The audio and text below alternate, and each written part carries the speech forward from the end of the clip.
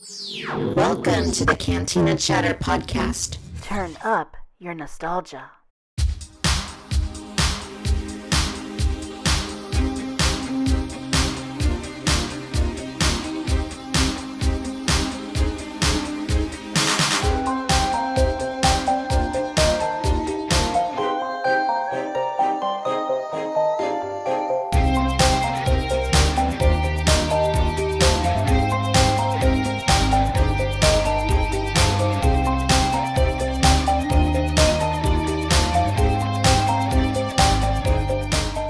Hey everyone, and welcome back. I'm Victoria, your host here on the Cantina Chatter podcast, your resource for Star Wars, new and retro toys, pop culture, and randomness from the 80s and 90s.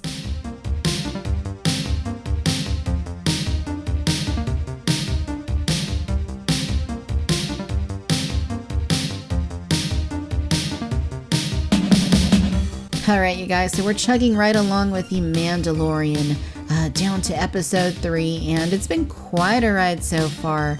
So what I wanted to do with this episode is talk to Jurassic Dave 93, who is our television correspondent for Star Wars, and kind of do a little breakdown of the first couple of episodes and share our thoughts, talk about things we noticed, maybe speculate a little bit about where the show's going, and of course a little toy talk.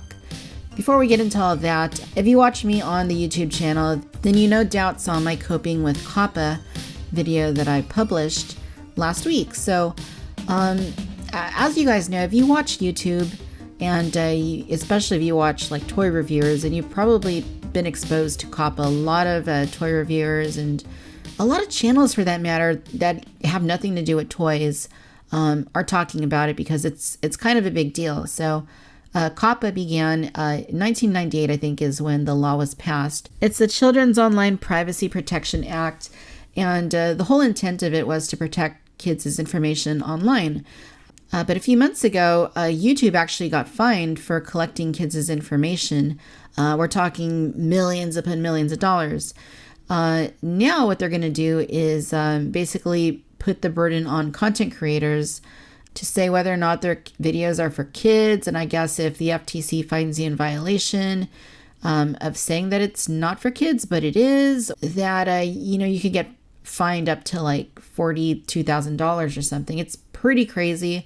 It's definitely quite a bit of government overreach, and it's definitely something that YouTube is basically throwing its content creators under the bus and telling us to basically talk to a lawyer and to find legal advice as to what is best for us, and that we know our audience best. But we also know the YouTube algorithms, and if I say it's not for kids, because my toy reviews aren't really aimed for kids, they're accessible by anyone, sure, but I intend them to be for, people like me who, lifelong toy collectors who grew up collecting and still do it. That's kind of my goal.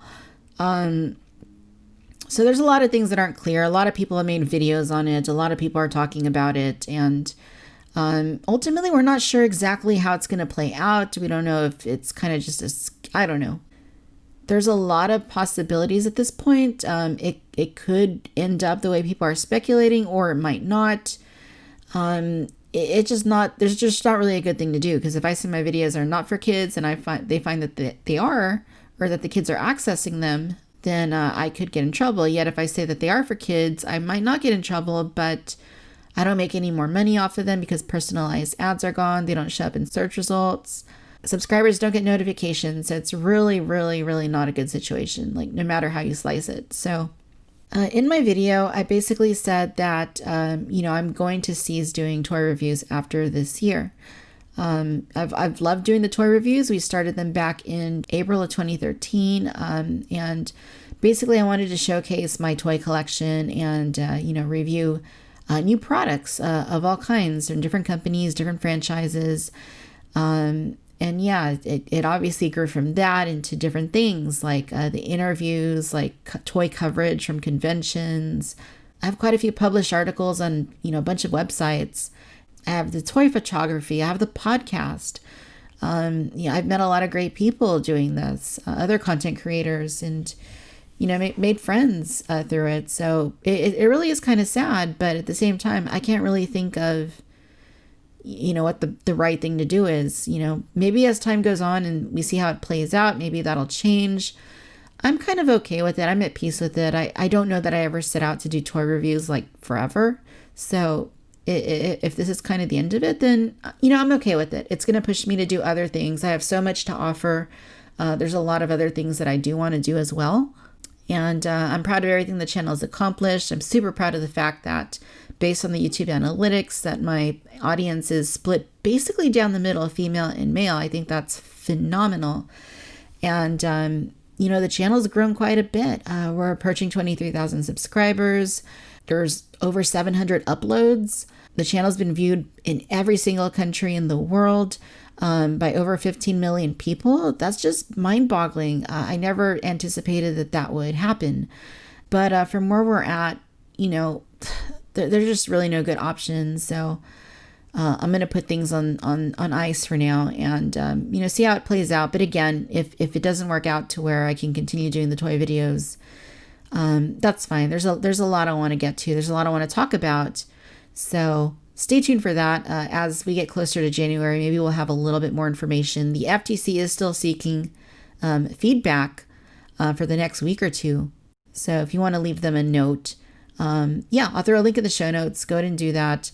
And just let them know your thoughts. It doesn't hurt to let them know, but it also is pretty evident by them doing that they don't really know what they're doing either. So hopefully it's not an end of the world type scenario like a lot of people are kind of making it out to be. I'm going to play things safe, do what I need to do because, I don't want to risk it. And, I don't really understand the entire thing. I mean, content creators aren't collecting kids' information. They're not collecting anybody's information. People are just accessing our videos. So I'm not really seeing how that really pertains to the law as it's written. And YouTube isn't very forthcoming about it. They just don't want to be held liable and lose millions of dollars again for something like this. So, it's a lot of, corporate stuff. It's a lot of government stuff. So it's basically a mess. And it kind of hurts because creating content isn't cheap. Creating this podcast isn't cheap. I mean, there's a lot of money that goes into bandwidth and storage. And when you're doing videos, there's a lot of stuff that goes into the production of the videos. It takes a lot of time. It takes hours upon hours to make videos that are only 15 minutes long. And that's on top of working a full-time job. So whatever money I was pulling from the YouTube earnings, which wasn't a lot, was going right back into creating content. So with that being gone, there's not really anything to supplement it as much anymore. That kind of hurts. And I do have the Patreon. I have kind of tried using that in the past to kind of offset some of those costs. It hasn't been incredibly successful, but super, super grateful for the patrons that I do have. Let's see how it plays out. For now, toy reviews are on ice. The channel is going to continue. We're just going to evolve in a different direction. The podcast is going to continue. Everything else is going to be the same. It's just the actual toy videos that is going to stop for now. I am not really wanting to move to another thing like Vimeo or Twitch. I've looked at it. I don't know that I want to do that right now. So like I said, I'm at peace with this. I just kind of want to know more. And maybe when we know more about the situation and how it's going to play out, maybe things will change. But for now, I'm okay with this. In more happy news, I do want to say that when this episode goes live, that my brand new Victoria's Cantina merchandise line on Teespring will be live as well. So I'm super excited about this. This has been an endeavor I've been working on for a long time. I put a lot of time and effort into it, lengthy photography sessions, with my intelligent, inspiring, and beautiful friend and brand ambassador. And I will be showing photos of all this on social media, not only today when the podcast airs, but, over the week and over time. So, another way to possibly offset some of the lost wages, so to speak, due to not being able to monetize content moving into 2020. So, I hope you guys love the merch line the way that I do. I'm really proud of it. And there's a lot more to come. And there is one shirt that's on the store that says #girls like toys too. and you purchase it, 50% of the profits off that shirt will be donated to he for she. So please give it a look. I will put a link in the show notes to this as well. Lots of fun stuff. Please check it out. I hope you enjoy it. And let's go ahead and roll right along into our Mandalorian discussion.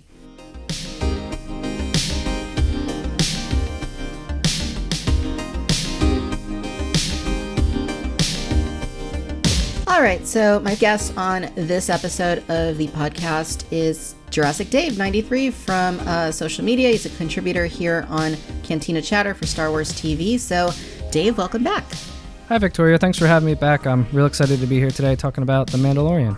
Yeah, of course, me too. Last time I had you on the show, we were talking about the TV that was coming for Star Wars, including The Mandalorian. I think this was maybe a couple months back. Mm-hmm. And we were really looking forward to seeing what this show is going to be like. Yeah. And now we're 2 episodes into it, and we have a pretty good idea of what it's like.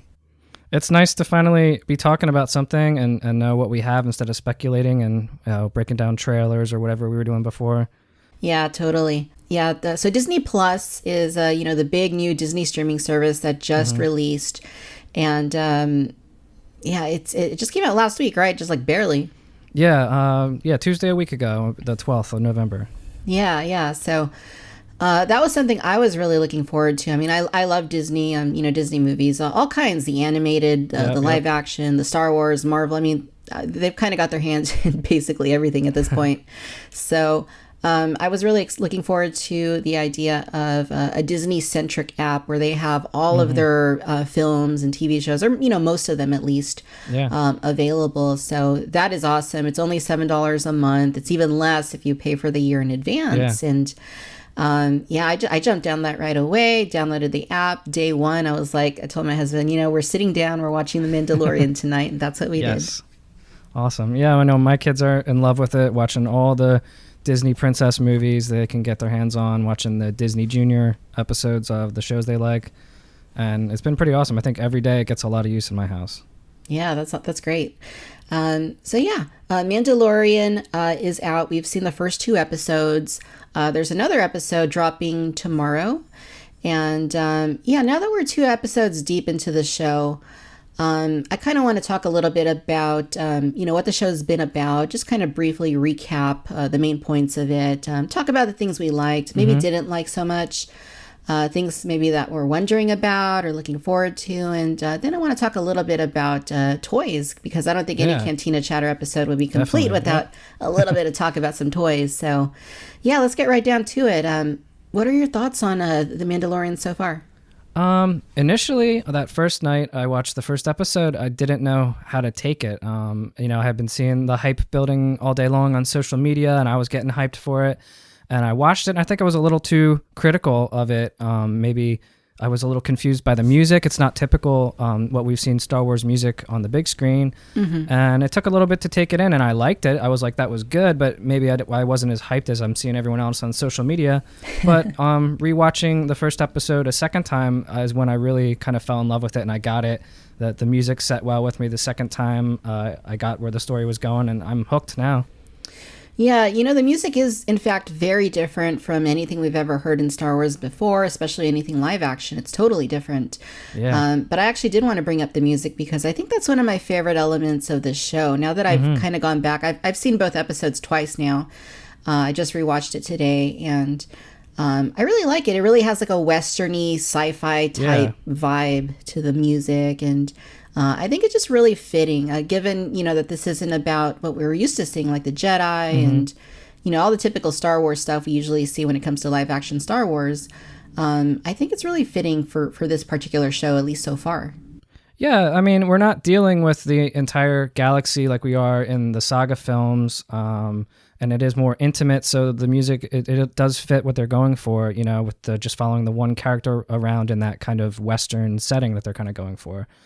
Absolutely. That's the composer, from what I gathered, is Ludwig Göransson, and I'm not familiar with any of his other work. Maybe I am, and I just don't know it, but that's who I've got here for composing the music, which is really cool. And I've heard some subtle nods to traditional Star Wars in the things that we're hearing, and I'm liking it so far.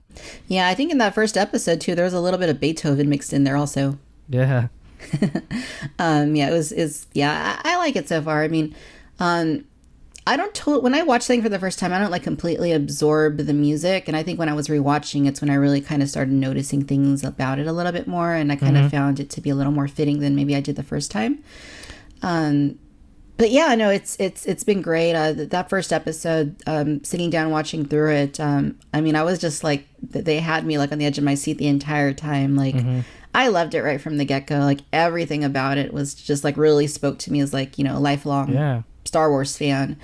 Yeah, I liked it a lot. I really liked the Western feel that they're going for, and I didn't expect them to be kind of exclusively following The Mandalorian. Every scene that we see is exclusively from his point of view, how we're seeing things.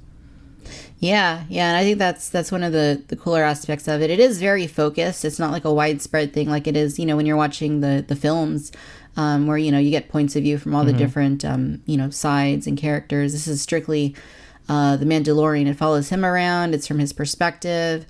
And I think that's one of the things that makes it a little more intimate, makes it more focused. And it's really cool to see something from that perspective.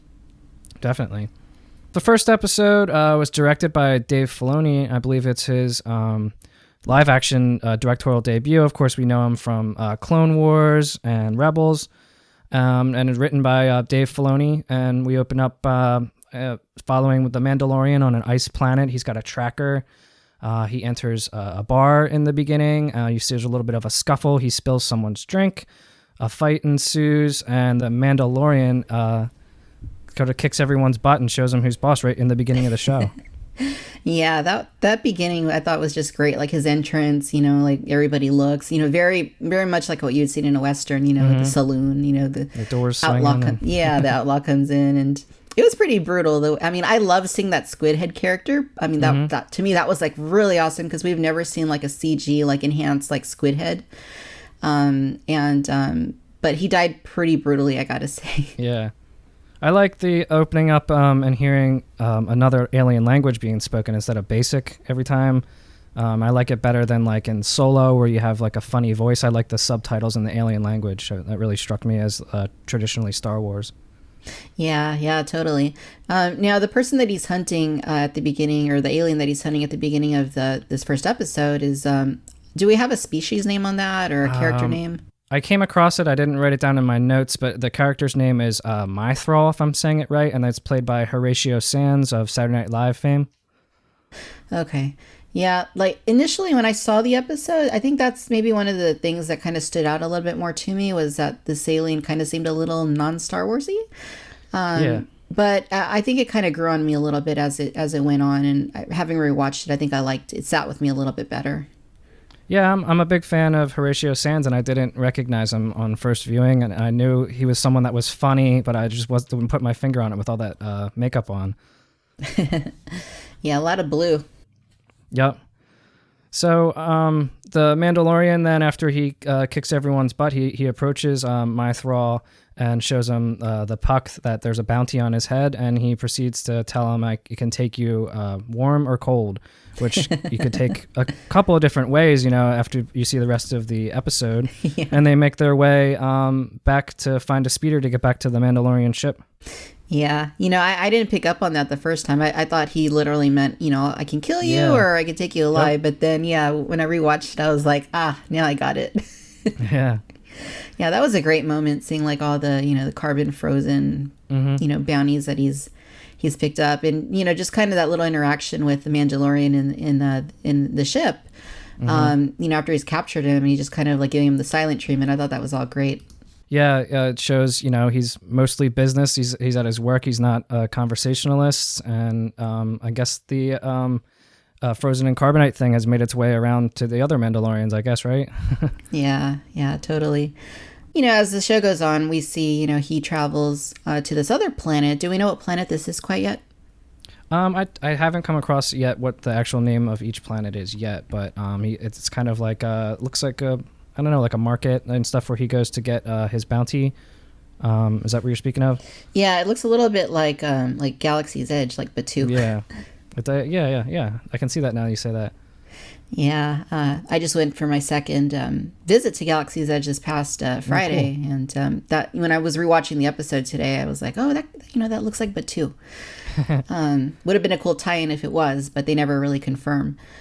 But yeah, no, that was great. Just kind of seeing him walking through the marketplace. It's very typical Star Wars thing. We see him on Tatooine. We seen him on Rogue One. Different different aspects of Star Wars. It feels like Return of the Jedi when you're watching it. It's it's good.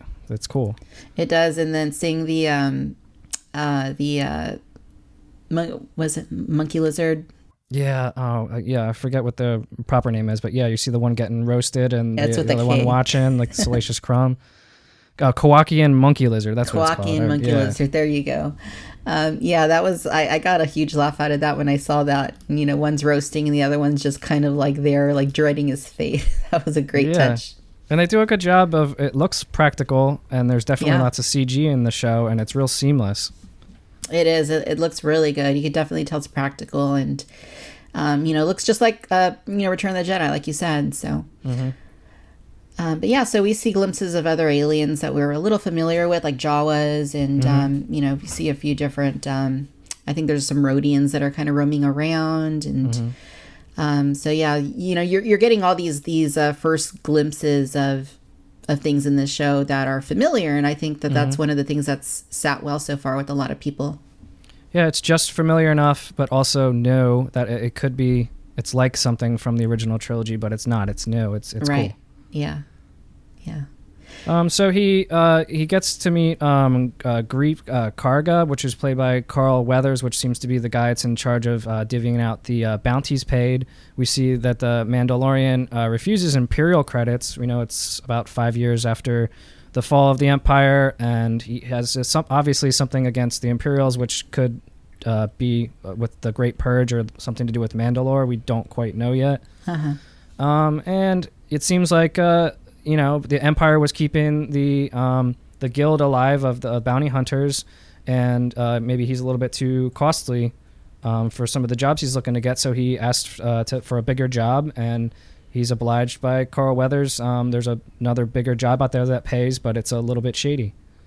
Yeah. He can't get a lot of information out of what he's looking for. He doesn't have more than the age to go off of, and yeah, but he goes right into it, and we see when he meets with these fellas that there's some stormtroopers, or clearly like some sort of Imperial remnant, because I think the main guy he's talking to, and I forget his name.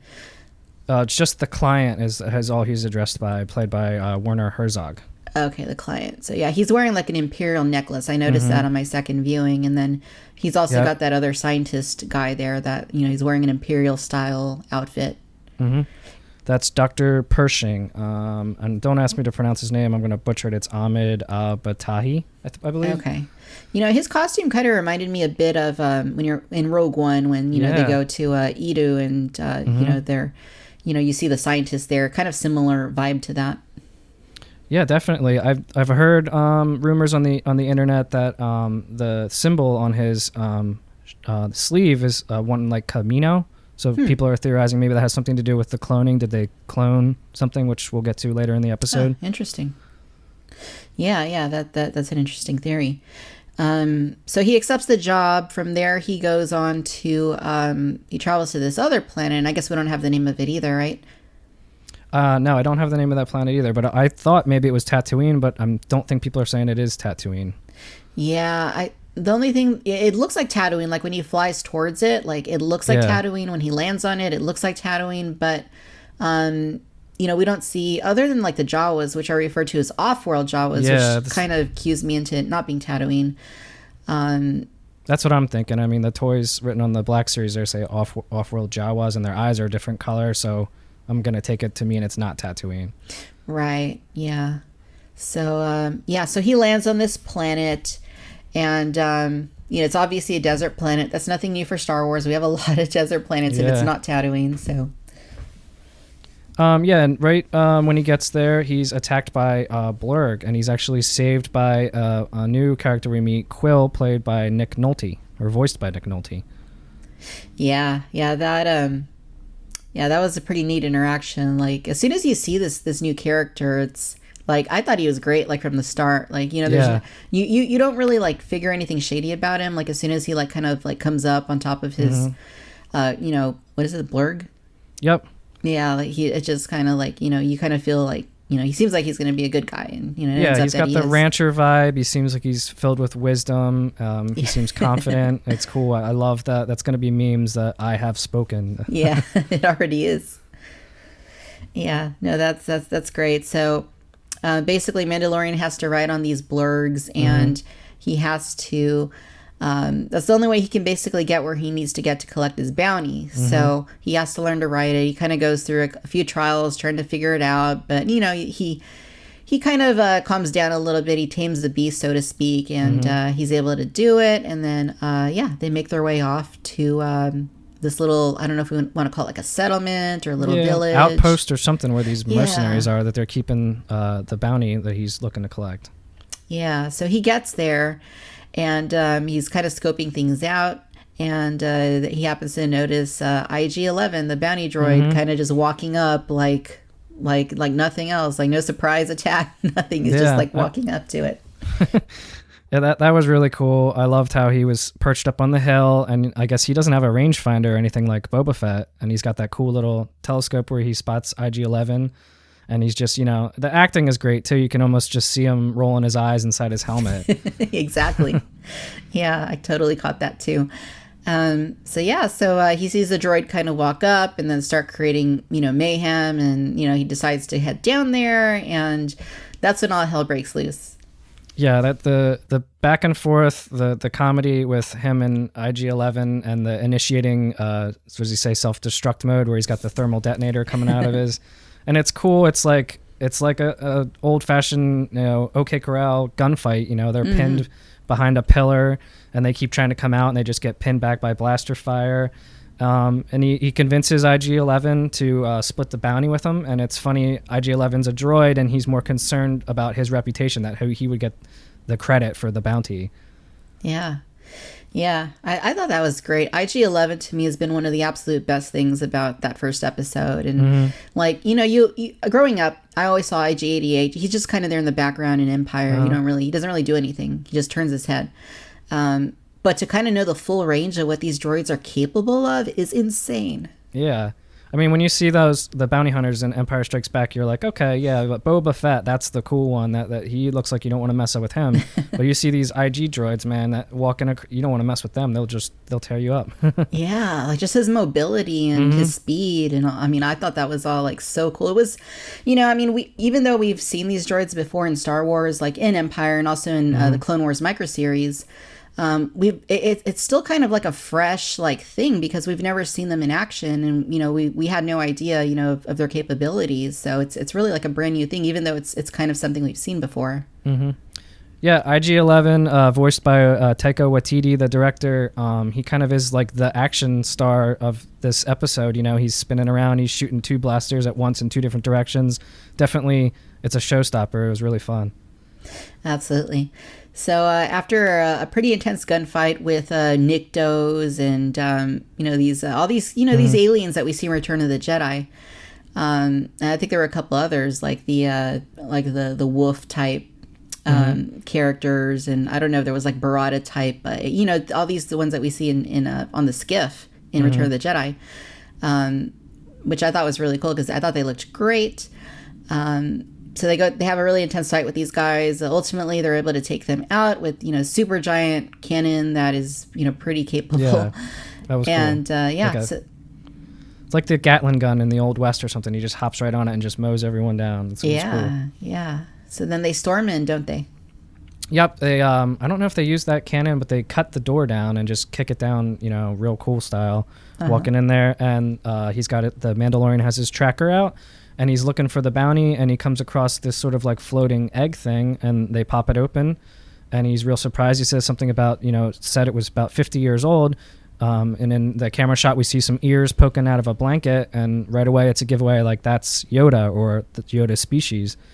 And IG-11 says he was instructed for his bounty to kill it, and the Mandalorian says, no, we're supposed to bring it in alive.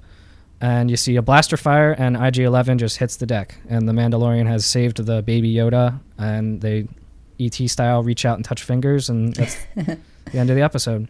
Yeah, that was so good. Like, I had no clue that this was going in that direction, because I avoid spoilers, and I try not to look at things that might kind of hint at things. So this just blew me away. And I didn't see the first time I watched it, like they show that shot from behind with the ears. I saw it the second time.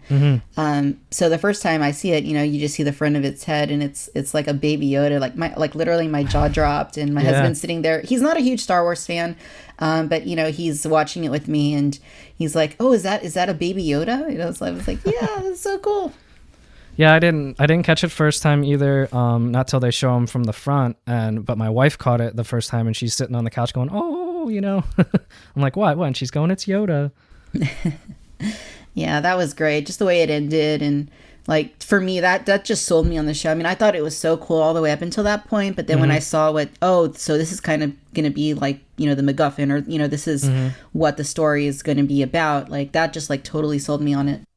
It threw me off because it seemed like the Mandalorian, the show, was sold as a show that's going to be about the underworld, about what's going on elsewhere in the galaxy, not really so much to do with the Force or anything. And then bam, right at the end of the episode, you realize, no, the Force is going to be a part of this series, which is cool. Yeah, that was really cool. All right, so going into episode 2. So it basically picks up right where episode 1 left off, doesn't it? Yep. It's episode 2. It actually has a title, The Child. It was directed by Rick Famuyiwa. I believe I'm saying that right. Someone will probably correct me. And yeah, it picks right up after the last episode ended, and they're walking through a canyon, and you see the little egg that Baby Yoda is in is just floating right behind Mandalorian. And you see some little lizards coming out, and they start to run away, and then the Mandalorian is attacked by a band of Trandoshans. Yeah, I think this was, we had seen an image from one of the, one of the publications, maybe Entertainment Weekly, that kind of showed an image of this moment when he was fighting the 2 Trandoshans. And they look interesting. To me, they look a little bit different from Bosk, though. Like, they don't look exactly like that. I kind of feel like the design is, I don't know, I don't really like the design quite as much. Yeah, I don't really have a preference either way, but yeah, it's definitely different. Yeah, it's not like quite as reptilian, or I don't know, something about it. I don't know, but in any case, so he's attacked by the 2 Trandoshans, and it's a pretty cool fight. Like I think in this moment we really see like the full capability of the Mandalorian's weapons. Yeah, that was my favorite part. Seeing his gun in action and seeing someone get disintegrated, just like Darth Vader warns Boba Fett not to do, and it's amazing. You've seen all those little bullets of all types of characters across Star Wars, always on their belt, on something, and he's actually pulling them out and blasting people with them, and just seeing something we've never seen, that I've never seen in Star Wars before. It was amazing. Yeah, totally. And his rifle seems like it has like 2 modes, right? Like it has like blaster fire, and then where it actually like disintegrates, but then it also has like some sort of like a stun mechanism or something. Yeah, I love it. It's cool. Yeah, it's really cool, and so he takes the 2 of those out. He saves Yoda, or I know we keep saying Baby Yoda. It's obviously not Yoda, but there's nothing we can call him, I guess, right? We don't know what their species is. We don't know if it is a Yoda or what. Yeah, we don't know if it's a clone, or a Yaddle, or exactly. We have no clue. So, he saves it. He continues on his way. He finally gets back to his ship, and lo and behold, something has occurred to his ship. It's not exactly as he left it, is it? It's like he parked it in a bad neighborhood or something, and he finds his ship on concrete blocks or something. He comes back, and the Jawas have begun to dismantle his ship, pretty much halfway gone, and he instantly, again, and with the good acting, you can just see how angry he is. He just pulls out his blaster rifle again and starts disintegrating these Jawas all over the place from real far away, and they're just... their cloaks are just blasting in the air, and they are freaking out and shooting their blasters. And it's a funny, entertaining little bit before he gets up there to try and get his parts of his ship back. Yeah, that whole thing is great. And then of course the chase ensues where, he's trying to make his way up the sandcrawler. And that was one of the, I think for me, that's been one of the best like bits of the show. It's, just 'cause it's like he's on horseback trying to get the caboose of the train, and he gets on it, and it was great. And it's like you're watching something out of A New Hope. You're seeing the sandcrawler go in there, you're seeing this guy in Mandalorian armor, and it's awesome. And then the Jawas are freaking out, and they're popping out of their little hatches and throwing parts of things at him, and it's comical, it's entertaining, it's awesome. It is. I mean, I couldn't have said it better myself. I mean, it's perfect. He gets to the top, and it's funny because we all know the moment in A New Hope where R2-D2 gets blasted by one of the Jawas, and he basically just like short circuits and collapses. So the Mandalorian experience is what this feels like, but like times 10. Yeah. He does his best impression of R2 and falls off the sandcrawler and wakes up, looks like a few hours later in the evening, and little baby Yoda is sitting there next to him, and he's got to pick up the pieces, and where does he go from here? Yeah, and then I think what happens next is pretty great too, because we kind of get our first inkling that this little Yoda character is force sensitive, because the Mandalorian's sitting there trying to mend his wounds, and baby Yoda a couple of times sneaks out of his crib, I guess we'll call it, his floating crib, and it looks like he's trying to heal the Mandalorian or trying to help him out. Yeah. And obviously Mandalorian doesn't seem like he really knows what's going on, so he just puts him back in his crib. Yeah, and that one of my favorite parts so far, right when the Mandalorian puts Baby Yoda back in his little crib, the music sounds like a little bit of an inversion of the Yoda's Force theme from Empire Strikes Back. Huh, I hadn't noticed that. Yeah, it's kind of there, like there's just like a few notes from it, and then it goes elsewhere, but it's like a callback to the Force or something. It's really awesome. Yeah, I'll have to look for that next time.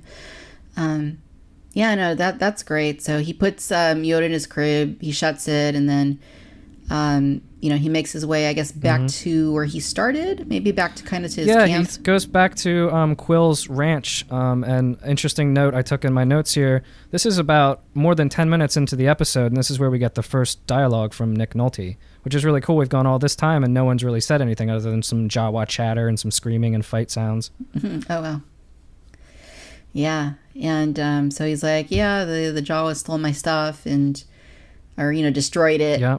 And Quill's like, oh, the Jawas don't destroy, they just steal. And Mandalorian's like, same thing to me.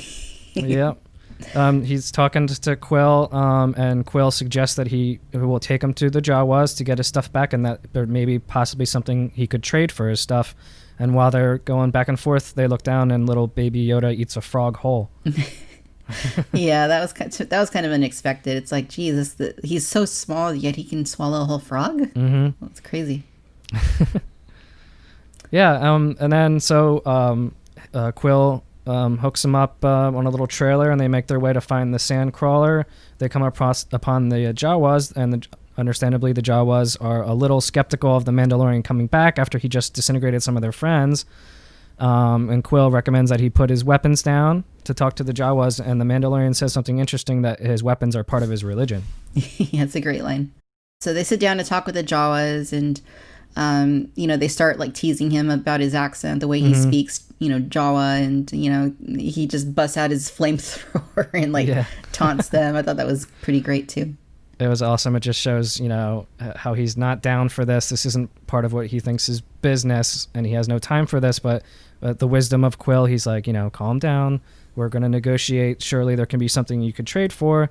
And they want his armor at first, and Quill says no, that he's a Mandalorian. Then they go and they try to grab the little baby Yoda, and he says, get away from that. And so the Jawas, what is the word that they use here? They for egg, they start chanting. Yeah, they have a word for, that's what they want. They want the egg. They didn't write it down, but they want an egg, and obviously the Mandalorian doesn't know what they're talking about. And the Jawas take him off to drop him off in front of this little cave thing. And so he walks into a dark cave. He's using his lights. He's looking around, and he sees something hairy, and the Mandalorian just gets bounced out of this cave, thrown back out to the valley there where little baby Yoda is floating. And we see this giant beast called a mudhorn come out, and it just starts beating up the Mandalorian. He's got his chest plate hanging off. You see sparks coming off it. He's really getting beat up pretty bad. Yeah. Yeah, it's a pretty brutal fight, and multiple times over, Mandalorian is tossed around. He flails about. He's in pretty rough shape towards the end of this, and that's when something pretty magnificent happens. Yeah, it looks like the Mandalorian is about to accept, I'm going to die here, and I put up a good fight, and the only weapon he has left is just a knife. He holds the knife up as the Mudhorn starts to charge him, and we see the Mudhorn stop and start floating, and the camera shows us that you see little baby Yoda is doing his best regular Yoda impression, and he's using the Force to lift up the Mudhorn so that the Mandalorian can get around to the side of him, and he actually stabs the Mudhorn in the neck and kills it. Yeah, that that really like solidified, this idea of the Force. You actually see it in action, and then it makes you wonder a little bit more, like, is this like a clone of Yoda, or are all of the species just Force sensitive? And that's why, it's such a threat. Maybe it's a rare, but, always Force sensitive species. And that's why these former Imperials or whomever they are trying to, find him. It could be a clone of Yoda that maybe has something to do with Palpatine cloning him. It could just be another of the species that we don't know a whole lot about, and maybe they're all just extremely Force sensitive.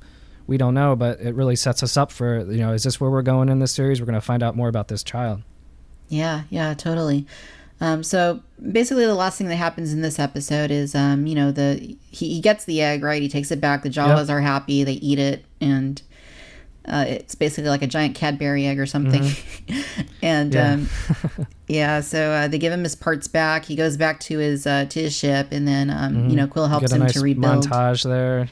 Yeah. We don't know how long of a time span it takes, but it seems like it takes a while. But they finally get it rebuilt, and Mandalorian offers Quill like a position, like hey, I could use your help, and he's like, nope, I worked all my life so that I could be free, and he's like, he's the same species in Empire Strikes Back, right? That was they were on Cloud City, right? The ones that tore apart. Yeah, I believe so. Yeah. So I guess he said something about being no longer in service. So maybe he has found his freedom here in his older age, and they kind of split. And this whole time, Baby Yoda has been passed out from the power of using the Force. So he's just sleeping in his little bassinet. Yeah. It's like when you have like an hour-long workout and you're just like, ugh. It took all his energy out of him. But it's they go into space, they take off. You see, Baby Yoda wakes up, and that's kind of the end of episode 2. I also want to note, like, the end credits are pretty great on these episodes because you get to see like concept art of everything that happens in the episode, and I thought that was pretty fun. Yeah, it reminds me of, looking at like the back of a toy box or something, right? It's definitely different from what it actually is. It's an artist drawing, but, it recaps the episode, and the music is great. And it's really awesome. Yeah, really, really awesome. All right, so I think we've covered it pretty well, recapping the main points of these episodes. So I want to talk a bit about some of the things we like. Now, we did kind of touch on this already as we were going through it. We saw some awesome stuff that was really exciting. But what are some of the other things that you like about the direction this show is going in? I guess I said this already. I really like how we're just following the Mandalorian. I like how intimate it is. And I like that just really threw me for a loop, seeing a little Baby Yoda, and I'm really interested to see where they're going to go with this, bringing the Force into this, bounty hunter world. And that's a really cool aspect. And I completely agree. It's a different aspect of Star Wars than we've seen before, and it's showing us something new while also giving us things that are familiar. And now they're incorporating the Force to some extent. So that's all really cool. And seeing all the classic aliens, and I think that's been a big complaint for me from like the sequel trilogy, is that we don't really see a lot of the classic aliens that that we know and love. So getting to see more of those in this show, and just the whole like Western adventure aspect of it, I think has been one of the things that's resonated most with me. I really, really appreciate it.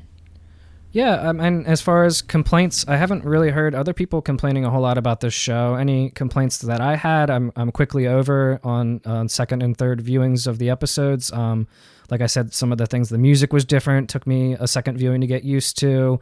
I've heard people say it does sort of feel a little fan filmy, but it's different. It's Disney trying to forge the Star Wars into a next generation. That's where things are at now on streaming services, and the best way to tell a story visually right now is through television episodic. So I got over it, and it's different, and I like it. Yeah, totally. As far as things I don't like, I can't really think of anything. And I mean, the thing I'm nitpicking the most is that the Trandoshans don't really look like Trandoshans. I think they're off to a pretty good start. Yeah. My husband said that he thought that some of the CG maybe didn't look quite as good as the films. I didn't really feel that way, but has that been something you've come across? I noticed when his ship is in space, it does look a little maybe not as polished as something you would see in one of the films. It sort of looks like a generic sci-fi spaceship, but other than that, it's really nitpicky. Okay. Yeah, no, they're off to a good start. I've really enjoyed the direction it's gone so far, and I want to talk to you a little bit, Dave, about things that we're wondering about after the second episode, where we hope things are going. So what do you got? I don't know. The question on my mind is what's he going to do? Is he going to collect his bounty? Is he going to turn over the child? Does he see himself in some of the child? He says, in the episodes that he's a foundling. We get flashbacks to, looks like maybe his family was murdered in the Clone Wars or something by droids. Does he see himself in this baby? I don't really know where they're going, or are they going to go, nope, he's back with the character that we set up and he's just going to collect his bounty. Where do we go?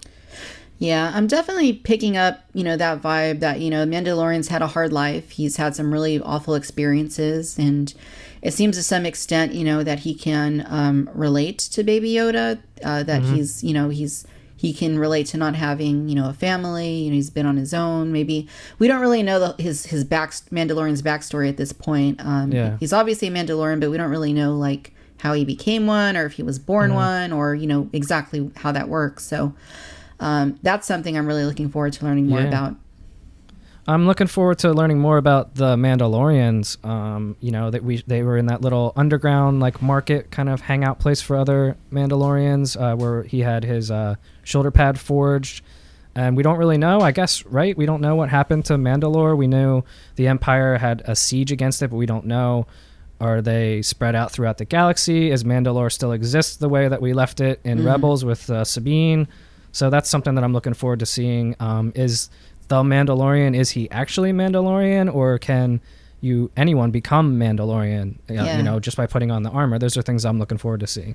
Yeah, totally. I'm really, I think the Mandalorian stuff from Clone Wars and Rebels has been one of my favorite things in the Star Wars animation. And I really want to see how they're going to tie that into the show, and see if there's any connections there. Yeah. Or see if it's different. I mean, they're kind of we know a little bit, but we don't know like everything about how Mandalore works, or where it's at. What it's become after all this time. And these characters. So that's going to be exciting, seeing how they get into all that. Yeah, we don't know. We know they were a race of warriors. Then they kind of gave up their warrior status with Duchess Satine, and then we know where we left with Sabine. So we don't know, is this some sort of faction of Mandalore that we're following, or is this what the remnants of what's left? But yeah, it's gonna be cool. Yeah, it is. Did it look to you like there was maybe like a Phase 1 clone trooper in that Mandalorian establishment? Oh, I didn't catch it. In the shadows when he was walking by? Yeah, like when he walks in, I kind of feel like there's like a clone trooper captain, like that just kind of like maybe. Somebody wearing that sort of, it looked like that costume. Maybe I didn't see it right, but I kind of maybe felt you're like seeing that. Pieces, because I know the Mandalorian looks like he has like shore trooper pieces on him. So maybe it looks like a lot of their armor is pieced together. So I didn't see it. I'm just speculating. Maybe if you did see that, maybe it's a piece of something. Yeah. But it would be cool if there was a clone trooper in there. Yeah, would be interesting to see, because we've never seen we've seen them in the films, right? But they were all CG. We've never seen like a costumed clone trooper in live action. Yeah, that's one of the sad things about the prequel trilogy. No helmets were ever made, right? Right. Yeah. But yeah, cool. Yeah, no, it's looking great. I'm really enjoying the direction, and I'm stoked about this next episode. I mean, there's a lot. We've seen these previews, and there's a lot more characters we haven't gotten to know yet that we know are going to be in here somewhere. So, yeah, it's going to be really cool. Yep. All right, so finally I want to touch on toys because, I'm a toy collector, you're a toy collector, we love Star Wars. So let's talk a little bit about things that haven't been done yet. I mean, we've gotten a few figures. There's in 6-inch, we have The Mandalorian, we have IG-11, Cara Dune is just starting to come out. We have the Off-World Jawa. And in Vintage Collection, next year, we're getting Mandalorian and Cara Dune, but that's kind of all we're aware of at this point. Is that correct? I think so, yeah. Yeah, so given what we've seen so far, what are you looking forward to in terms of action figures that you're hoping that Hasbro puts out there? Let's say, I guess in maybe the Vintage Collection, getting maybe a play set or something, or maybe a sand crawler or something like that would be really awesome. Reenact some of the scenes with the Mandalorian. And I guess maybe expanding more into the Black Series, getting more of like Quill in a Black Series would be cool since we already have the Mandalorian. I don't know. What do you think? Yeah, I think for 6-inch, I'd really like a Quill figure. I think that's a must do. Like they absolutely have to do him. I don't really put him on like a blurg or something, like oh my god, ones. Like a deluxe. That would be incredible. That would be awesome. For 6-inch, I can't really think so far of anything else I'd want other than Baby Yoda. Oh yeah. That'd be cool, but it'd be pretty small, right? It'd be like the Porgs or something, or maybe if they sold it at a lower price point or packed them in with something like another character.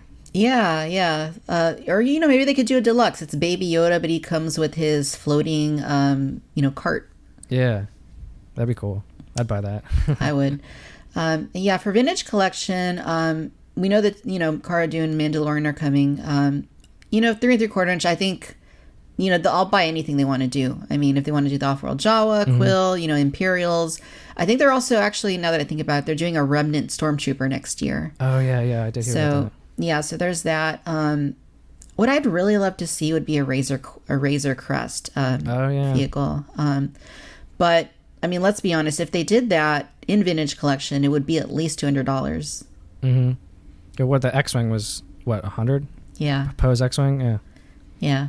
Yeah, it would be at least 200, but if they did it right, and it's like a proper spaceship / playset style vehicle, kind of like what they did back in the day with the Republic gunship, and it has kind of like a little section with the carbon freezing chamber, and they just go all out on it. I think it would be maybe some pieces that come off the Jawas. You can have them strip it and yeah, totally. I mean, there's a lot of possibilities here, and I'd love to see that. That would be like. I right now I kind of feel like I'd love to have the Razor Crest, but it's cool. Yeah, it's a cool ship, and we know from what we've seen in the show that they refer to it as a classic, pre-Empire, and obviously we never saw them in the other films, so that might be a little bit weird, but it's obviously the Mandalorian's vehicle, and I think that that's pretty important. Definitely.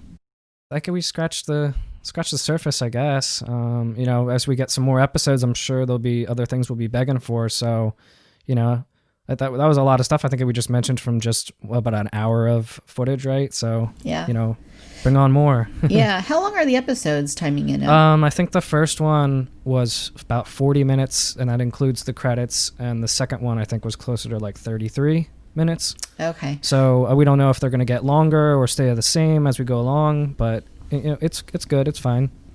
Yeah. No, it's, I've enjoyed it just as it is. It's great. They feel a little bit short, but it's our first Star Wars live action show. So I guess that's just something we need to get used to.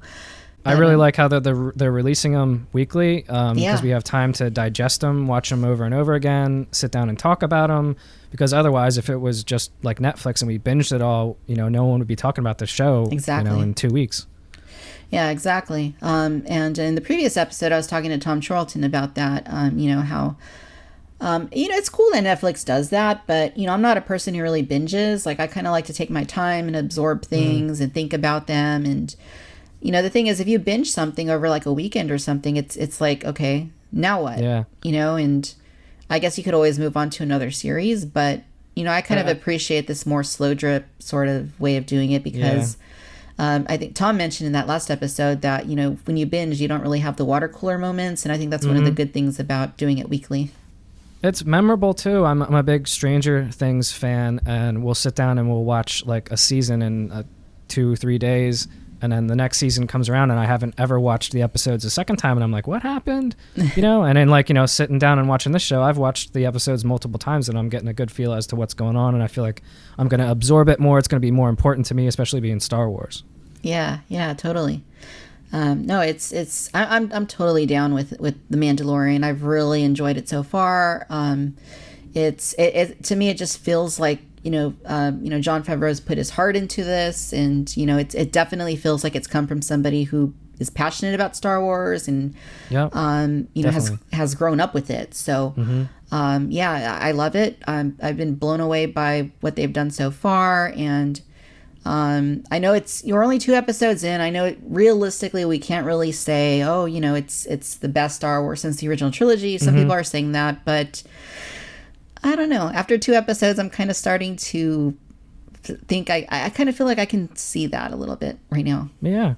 I'm getting excited for the other shows we were talking about last time. I'm sitting there thinking, oh man, what's Obi-Wan going to be like? What are the other series going to be like? It's cool. Yeah, that's true. Kenobi, the Cassian Andor series. I mean, if they're on par with what Mandalorian has done so far in terms of the overall quality of the story and the quality of the presentation, I think it's going to be a really great time to be a Star Wars fan in these coming years. Yeah. Well, Dave, as always, it's been a blast. Where can people go to follow you online? You can give me a follow on Instagram or Twitter, JurassicDave93, and talk about anything Star Wars. Just have a conversation. I'm happy to talk to anyone. Let's do this again after we get a couple more episodes in, and we can recap and talk about what happens in these next few episodes we're really looking forward to. And again, thanks. It's been a blast. Thanks for having me on, Victoria. This is so much fun, having weekly Star Wars and getting to chat about it. So I'll talk to you next time. Thank you. All right, awesome.